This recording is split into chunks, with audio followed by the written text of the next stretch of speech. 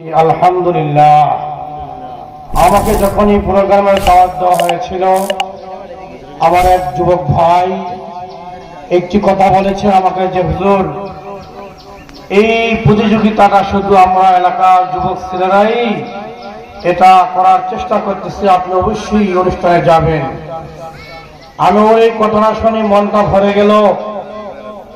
আজকের যুবকেরা গাঞ্জার সাথে জড়িত, আজকে অনেক যুবকেরা কোরআনের আয়োজনকে বন্ধ করে দেওয়ার যে সময় পায় তারা চালাচ্ছে।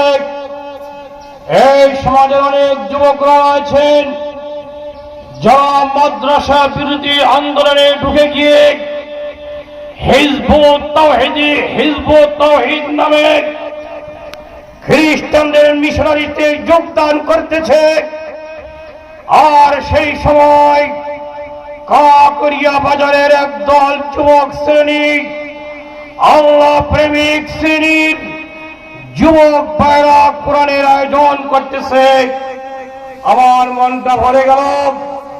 আমি বলছি, ভাই, আমি যত ব্যস্ততার ভিতরে থাকবো আপনাদের এই প্রোগ্রামে অংশগ্রহণ করবো ইনশাআল্লাহ।